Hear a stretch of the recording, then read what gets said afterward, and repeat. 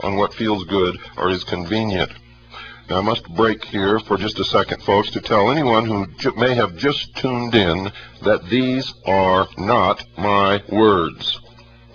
If you're sitting there with your lower jaw on your chest, looking aghast at your radio, you are not listening to the thoughts of William Cooper or the Hour of the Time. I am quoting verbatim from a letter attributed to a police chief, and this letter can be found in Aid and Abet, a police newsletter, Volume 2, Number 1, in case you want to pursue this.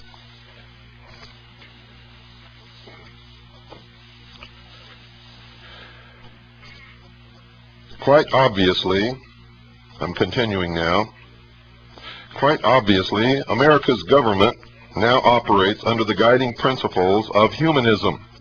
Deception, lying, cheating, stealing, killing is all moral if it promotes the attainment of our essential goals. This is true righteousness.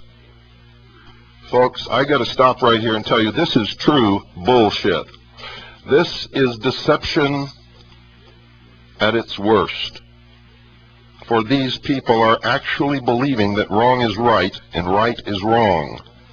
And that is exactly what we were warned about in these days. And that is what I warned you about in my book, Behold a Pale Horse. And I told you years ago that the belief of these people is that the ends justify the means, whatever they might be. If they must kill 2 billion people to make their dream come true, they will do it. Mark my words, they will do it. A prime example, I continue now, a prime example can be seen in the recent war against Iraq. Over 250,000 have lost their lives so far, and more are dying every day, all for the attainment of a higher good, the goal of our great humanist leaders, world peace through world government. You see, the writer of this letter understood what I understood about the Gulf War. It wasn't about Iraq taking Kuwait. It was, in fact, about a new world order. George Bush even stated that. He said in our speech, his speech, I should say, our fifth goal in the Middle East is a new world order. Though I would venture to say that he stated it as his fifth goal in order not to give it too much attention in the public eye. It was actually the first goal, ladies and gentlemen. I continue. This New Age teaching is the reason why, for example, a police officer, one of secular humanist persuasion, is likely to risk his very life to save a member of society one moment, and the very next moment take the witness stand and lie in order to win an important case. This is not to be considered immoral, given the particular standard of ethics upon which such an officer bases his morality, namely, that the end justifies any means. In other words, again, the higher good principle. Many people still do not understand this. They don't understand that this is why our presidents and their staffs, members of Congress, and hosts of others with leadership roles in America, lawyers, judges, etc., lie and cheat right alongside our dedicated humanist law enforcers. To repeat, all for the greater good of society, or in effect the system.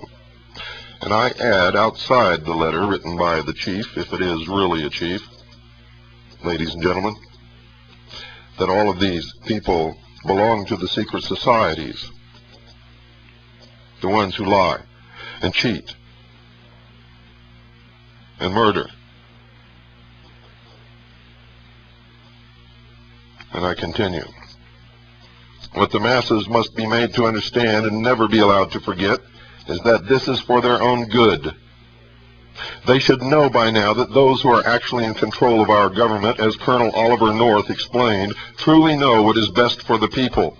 They must also know that under the New World Order, the justice system's primary mission will be to protect the system from the masses.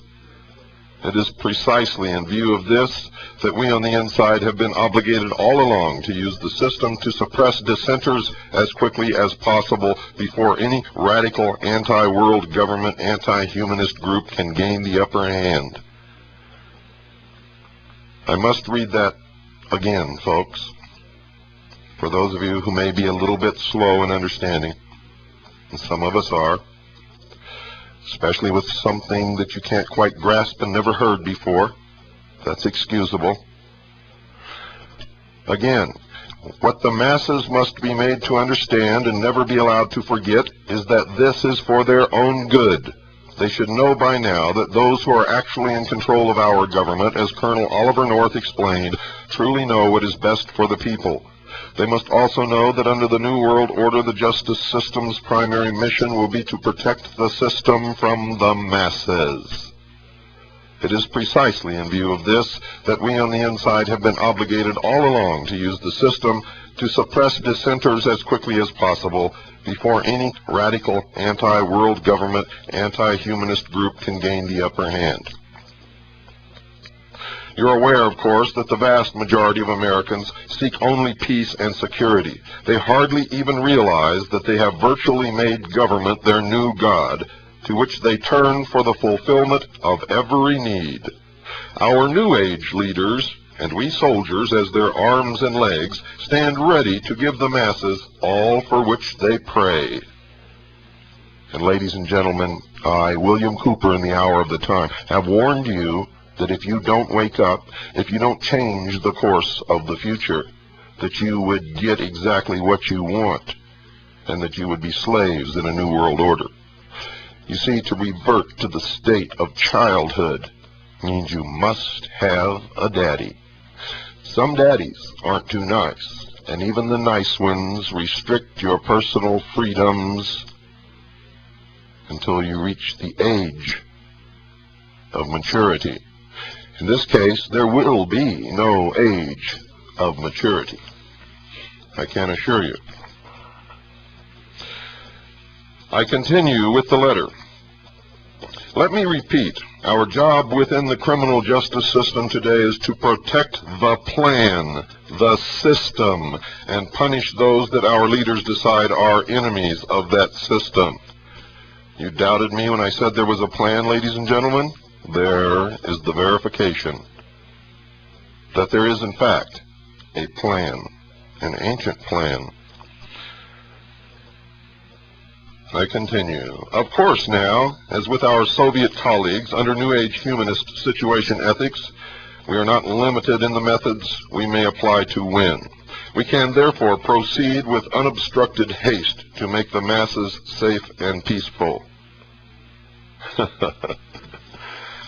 Let's look again in our example of that police officer who routinely risks his life for others and yet will lie on the witness stand to help his government win some case in court.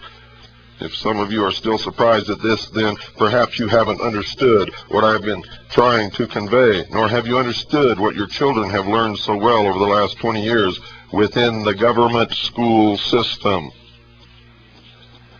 It is that we are living in a new age where man has wisely placed his trust in government instead of some superstition called the divine or God. It is the old religious morals that have caused all of our problems. A new age calls for a new belief system, a new moral code, a new religion. It is exciting to see most all of the religions of the world coming nicely together, united in preparation to serve the new world order.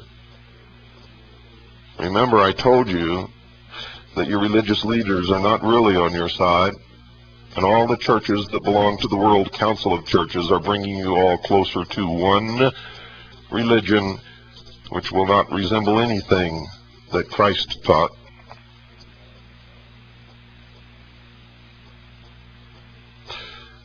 I continue. We must all dedicate ourselves to obeying our leaders without question and to the instruction of succeeding generations toward our utopian goals of world peace. I would like to introduce you to one present-day scholar, Dr. Sidney Simon, who has been very effective and deserving of much credit,